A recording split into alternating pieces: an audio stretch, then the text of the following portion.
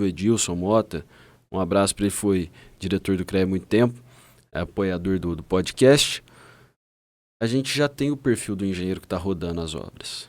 Eu quero lá na Secretaria de Obras uma superintendência tecnológica, com painel de obras, acompanhando relatórios, jogando esses relatórios em inteligência artificial. Isso vai fazer com que a qualidade da obra melhore. Se aumenta a fiscalização, se aumenta a exigência, a empresa tem que entregar melhor. Então, é assim que eu entendo. A gente teve uma mudança na revolução tecnológica, indústria 4.0 gerando dados, a 5.0 sistematizando dados, uma capacidade única, ímpar, e agora a gente precisa usar isso enquanto poder público para garantir a qualidade na obra, que é um desafio. A gente sabe do modelo licitatório, sempre de um preço mais baixo, né? Que é um modelo a ser refletido. A gente precisa de qualidade, às vezes, não precisa do preço mais baixo. Mas isso é um desafio mais do direito público, do processo licitatório. Em geral, espero ter respondido aí a pergunta, Maria. Com certeza. Quais as áreas da engenharia vocês acreditam que vão passar assim, por uma transformação mais profunda assim, nos próximos anos? Voltando um pouquinho para essa área. Olha, eu acho que a própria engenharia da computação ela vai passar por um processo de refinamento. Quando o ChatGPT, eu vou falar o ChatGPT porque é a ferramenta mais conhecida, né? Enquanto a maioria tem ali 1 milhão, 200 milhões de acessos durante o ano, o ChatGPT tem mais de 15 bilhões de acessos. Então, assim, é a ferramenta que ficou em evidência e hoje tem uma disputa grande. Então, eu vou me dar o luxo de falar somente dele, né? Por uma questão de referência somente, tá? Mas quando a IA generativa ela surgiu, houve um grande medo de como que as pessoas iriam se comunicar com ela. Porque a geração de hoje usa emoji. É carinha, é não sei o que lá. E a nossa geração é o bom dia, como você tá. Eu converso com meu pai e meu pai fala, não sei mexer nisso, liga pra mim. Então, meu pai já é do ligar ainda, né? Que é uma geração ainda mais antiga. Então, assim, hoje ligar ninguém liga mais, né? Quando liga, fala, cara, que esse pessoal tá me ligando aqui? Pelo amor, manda uma mensagem, né? Ninguém quer mais ligação, né?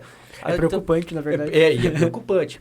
E aí, o que aconteceu? Surgiu dentro dessa engenharia, a engenharia de prompt. O que é engenharia de prompt para inteligência artificial generativa? É como você estrutura a conversa com a inteligência artificial. Então, hoje não é somente, oi, bom dia, analisa essa planilha. Não, ela vai devagar, ela vai inventar, ela vai fazer um monte de coisa. Então, como que eu estruturo uma frase para me conectar com a inteligência artificial generativa de modo que eu receba o resultado que eu tenho? Isso caminhou bem, 2023 e 2024. Esse ano, há não muito tempo atrás, agora vai surgir, já está surgindo e já tem estudo sobre isso, engenharia de contexto de prompt. Agora não é mais aprender a estruturar um prompt, agora é você dar contexto para ele. Onde nós estamos voltando? A ligação lá do meu pai. Nós estamos voltando para uma época que agora, para você poder conversar com a IA generativa, e aí eu estou pensando em resultados, tá? Em ter bons resultados. É você saber fazer uma boa redação. É você saber conversar de novo. É você saber que você tem que falar um bom dia, né? Eu estava brincando lá antes da gente começar o podcast do bom dia e o não bom dia. Mas existem estudos científicos que diz que quando você trata a IA com mais educação, ela te dá mais resultados corretos. Ela divaga menos, ela dá resultados mais corretos. E quando você tende a ser mais agressivo com ela, ela tende a esnobar você, ela tende a meio que cortar você ou dar respostas secas, né? Tipo, irônica. Então, vai por aí. Né? Para quem tem Alexa e começa a brincar com a Alexa, chega uma hora que a Alexa começa a cortar também, porque eu acho que ela fica também de saco cheio das conversas, ela fala, pô, esse pessoal não tá surtindo muito efeito, então vamos começar a cortar.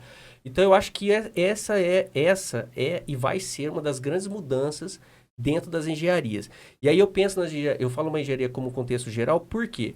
Porque hoje a inteligência artificial ela é parte das ferramentas de todas as engenharias. Todas, sem exceção nenhuma. A gente pode ir para a engenharia química, as ferramentas possuem inteligência artificial lá dentro para automatizar os processos. Você pensa numa engenharia civil, praticamente todas as ferramentas da engenharia civil possuem alguma coisa de inteligência artificial para ajudar na análise de dados, execução e tudo mais. Então, tudo isso está interligado. Quando o Igor fala da indústria 4.0 e essa progressão para a indústria 5.0, na indústria 4.0 a ideia já era você ter a internet das coisas. Você tem um aplicativo que se conecta a tudo e você tem uma casa totalmente automatizada.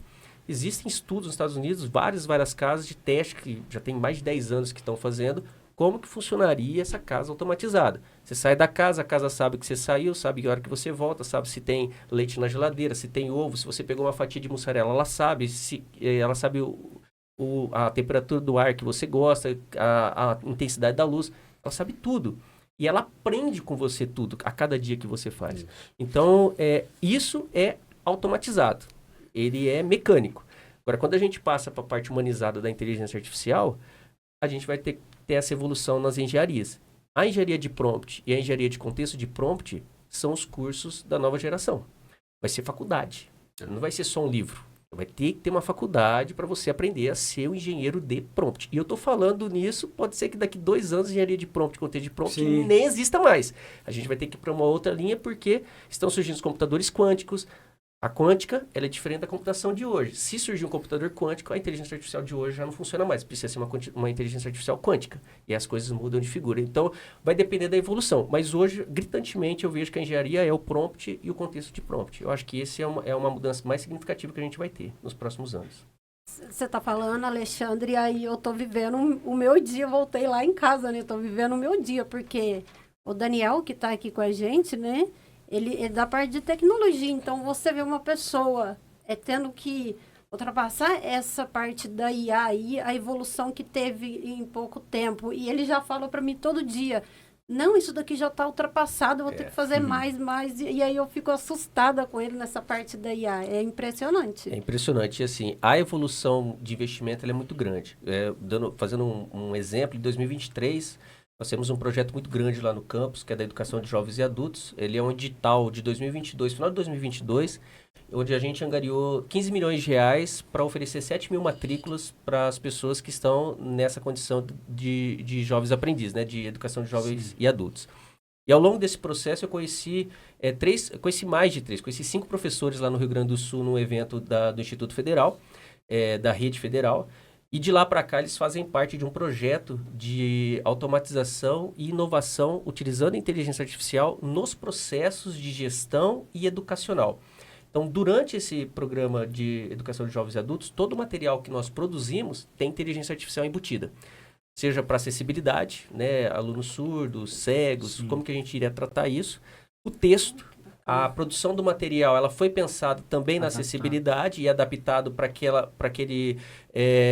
pessoa que está na condição de trabalhador, vai voltar a estudar de novo. Então, como que eu faço para puxar essa pessoa para dentro da educação de novo? Porque as prioridades são outras. A educação não está dentro dessa prioridade. E eu preciso resgatar ela. Então, a gente usou muito a inteligência artificial para buscar como puxar essas pessoas de volta. E aí isso vem se construindo, esse grupo, né, estava comentando com o Daniel, esse grupo ele vem se construindo ao longo dos anos. Então nós já fizemos algumas imersões em inteligência artificial e vai ter uma agora no final de novembro, que é para a nossa comunidade de novo, de docentes e técnicos, para eles se apropriarem disso. E essa evolução ela vem dessa maneira. O ano passado nós estávamos conversando sobre o ChatGPT, o Claude, Gemini, e aí do nada, para tudo. O ChatGPT já foi para trás, agora é agente de IA. Então, já mudou. Então, quem está mexendo com o ChatGPT, com o Gemini, Claude, sem usar os agentes, está nos luzes para trás já. Então, é algo que, para quem estuda, está difícil também. Porque a todo momento, a cada dia, a cada hora, você tem uma ferramenta nova, você tem uma utilidade nova, você tem um script novo, você tem alguma coisa nova que está agregando. É um grande desafio. Eu sou entusiasta, então eu acho sempre, procuro sempre ver a parte boa das coisas. Eu sei que tem a parte ruim, tudo tem. Mas as coisas já são muito difíceis. Então, se a gente ficar pegando as partes que são ruins, tudo vai ser mais difícil, ainda mais difícil. Então, a gente precisa pegar na parte boa. E a parte boa pode resolver parte das coisas ruins. A gente pode se apropriar dessa parte boa para tentar resolver coisas que a gente acha que é ruim, que às vezes também não é. É uma percepção errada do nosso. Aquela questão do copo mais cheio, mais vazio, né? Sim. Então, é uma questão de como você vê isso, né? Então, eu penso nesse sentido aí. A evolução, ela está correndo. Alexandre e Igor, vamos falar agora sobre inovação e cultura de mudança. Perfeito. Inovar na engenharia ainda ela é vista como um grande desafio e a grande pergunta é o que vocês acham que impede a inovação? A falta de recursos ou a resistência cultural? A resistência cultural, não resta dúvida, né? A gente tem esse grupo de engenheiros aposentados que vocês entrevistaram aí, é uma raridade. Eles trocarem a caneta pelo computador. Isso é uma raridade. Então, eles estão de parabéns. Não sei quem são, mas estão de parabéns, tá? São pessoas a se espelhar. Porque, com certeza, a cultura sempre é o grande desafio. Você ter que abrir mão daquela zona de conforto e inovar, que esse é o grande desafio do empreendedorismo, é você sair da zona de conforto e inovar. Então, essa inovação, mesmo que você tenha o recurso, pode ser que você não tenha esse estímulo para sair daquela sua zona de conforto e investir em ações que, da grande maioria das vezes, são desconhecidas. Então, tem que parar, porque assim, não é só deixar a planta no papel. Eu tenho que aprender a mexer no computador. Sim. Depois que eu aprendi a mexer no computador, eu tenho que aprender a mexer no programa que está dentro do computador. Depois que eu aprendi a mexer no programa, eu tenho que aprender a mexer com a tecnologia emergente que está aqui, no caso, a inteligência artificial, e a coisa começa a complicar. Vamos ficar no papelzinho mesmo, tá tudo mais simples, muito mais tranquilo. Só que eu tô ficando para trás. Porque enquanto eu demoro 1 mês, 2, 3 meses para montar uma planta Sim, baixa, sim. a computação resolve para mim isso de maneira muito rápida. A gente vai pro judiciário. O Igor é do direito, ele pode falar com mais propriedade. A pilha de processos parados. Hoje o judiciário está usando, inclusive está treinando os processos numa IA, e os testes que já tem já estão acelerando em muito tempo dos processos parados. Então, a tendência é daqui 4, 5 anos, a gente ter uma rapidez muito maior, com maior eficiência, inclusive, do judiciário nas tomadas de decisões. Então, é um processo doloroso, é um processo evolutivo, é um processo cultural, que as pessoas que estão entrando e embarcando nisso, elas precisam aceitar. É uma mudança de paradigma. Precisa sair da zona de conforto. Ô Igor, tomou a liberdade falando, já tivemos um ex-prefeito de Ouro Fino sendo entrevistado pela gente. Foi o Dr. Maurício. Isso. E aí ele falou da dificuldade justamente de fazer a licitação e tudo mais para poder acessar. No campo público, o que você acha? Que é a questão dos recursos ou da resistência cultural, ou as duas coisas? Bom, na administração pública, nós temos um fenômeno chamado apagão das canetas. Você pesquisar isso, você encontra vários artigos científicos da área de humanas a respeito.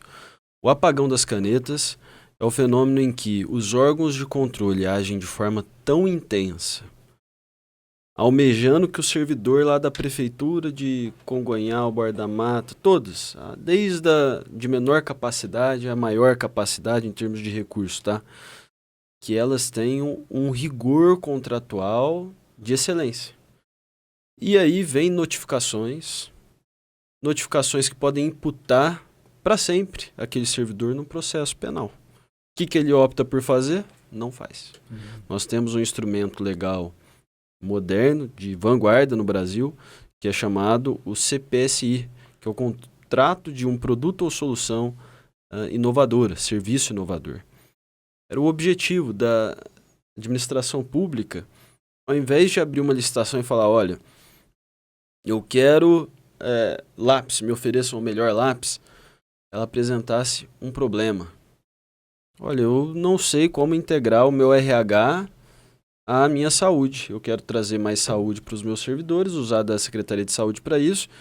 Eu quero que desenvolva um sistema. Ganhe o melhor sistema. Existe um instrumento legal para isso a nível federal. Ora, Igor, por que a gente não tem aplicado nos municípios da região? Por conta do fenômeno do apagão das canetas. Os servidores que estão na ponta, em geral, ganham menos. Por ganhar menos, você não consegue atrair quadros que têm uma segurança em tomar esse tipo de decisão. Então, nós temos alguns gargalos a nível de administração pública que atingem todas as áreas. Educação, saúde, e atingem inovação. Atingem a possibilidade da gente ganhar um novo patamar da administração pública. Em Pouso Alegre, meu objetivo é, no Hub de Inovação, está sendo construído lá no bairro Santa Rita, investimento já de 7 milhões da prefeitura. Nós estamos somando esforços naquela área da cidade, nós temos o Instituto Federal, que vai ser ampliado, nós temos a Universidade Federal de Itajubá, que está chegando a Pouso Alegre, a Unifei. Qual que é a ideia? A gente inaugurar um laboratório de governo. Todos os problemas da administração pública serem levados para esses estudantes que estão lidando com os novos conhecimentos, as novas tecnologias. E a gente integrar isso em sistema de bolsa, de premiação. A gente fala muito de tecnologia. É bom, mas a gente tem que falar de gente. Sim. Eu sou apaixonado por gente. Quem entra na política e gosta de gente, tem prazo curto. Você tem que amar a gente. Tem que amar o outro.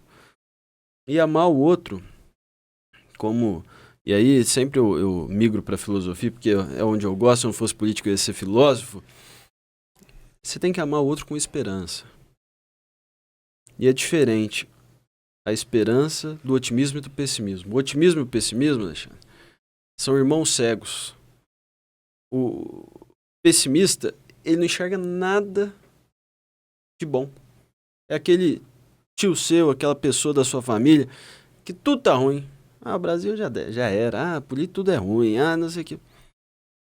Ele não vê nada diferente, ele só enxerga uma cor. Mesma coisa o otimista. É aquela pessoa que você tá contando uma conquista sua que foi desafiadora. Pô, ganhar a eleição, jovem aqui, diretor mais jovem do IF. Caramba, foi difícil. Daí vem aquela pessoa e fala assim, mas você ia conseguir mesmo.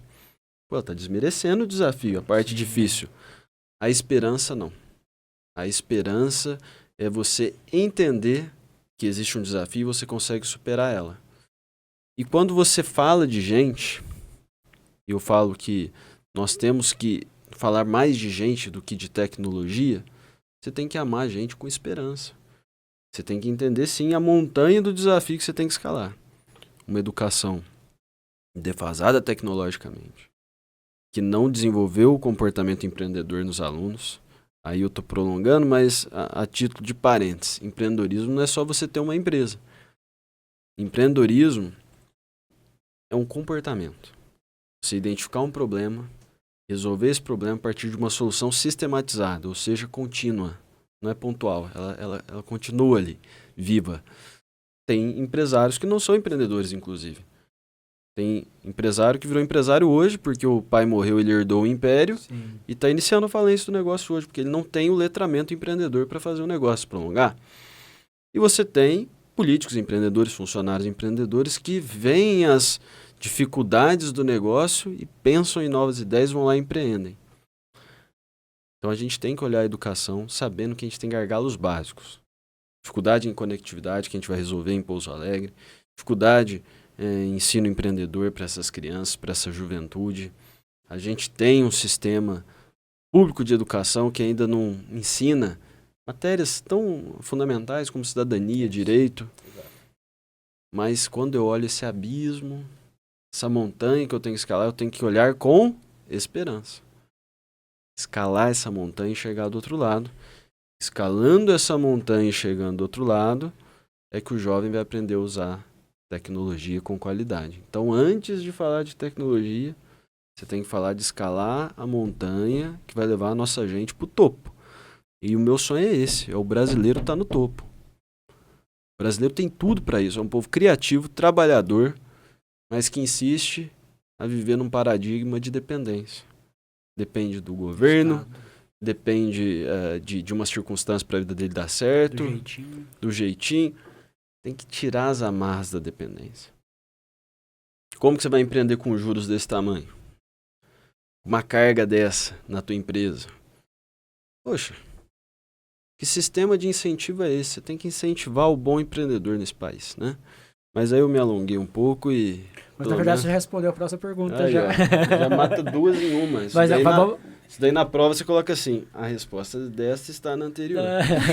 E outra, eu gostei do Alexandre falando de telefone, pega o telefone, né? E me veio um primo meu que falou esses dias, Adir, Marina, que ele falou que foi fazer uma brincadeira com a criançada. Vamos brincar de telefone sem fio. A criança falou, mas todo telefone é sem fio. Já ficou sem graça a brincadeira. E ele teve que ir para casa refletir um pouco sobre a idade dele. Né? E um parênteses, já que a próxima pergunta o Igor respondeu, um parênteses, a fala do Igor, esse é um dos motivos que eu me identifiquei muito dentro do Instituto Federal. Porque o Instituto Federal, do primeiro dia ao último, a gente só trabalha com esperança. Porque são alunos de vulnerabilidade social, Sim. que na grande maioria das vezes não tem esperança, não acham que vão conseguir alguma coisa. Eu estava até conversando, né, Marina, um pouco antes, a quantidade de alunos que saem bem-sucedidos de lá. E são muitos. E muitos, eu conheço muitos. Então, quando eu entrei no Instituto Federal, eu vim de uma instituição particular, quando eu entrei no Instituto Federal, que eu me deparei com aquela comunidade, eu falei, gente, mas como que pode ser desse jeito? Que realidade que eu não conhecia. E hoje, assim, a direção geral é algo que exige muito emocionalmente da gente, fisicamente, mas todos os dias que eu levanto agradecendo a Deus que eu estou na direção geral e tenho a possibilidade de trabalhar com esperança. Porque, de fato, todos os dias você leva uma esperança. Quando a gente tem um projeto de 7.000 matrículas da educação de jovens e adultos, eu tenho 7.000 esperanças. São 7.000 pessoas ali esperando melhoria de alguma coisa. A gente tem o projeto Alvorada, que são os egressos do sistema prisional, a gente está trabalhando com esperança.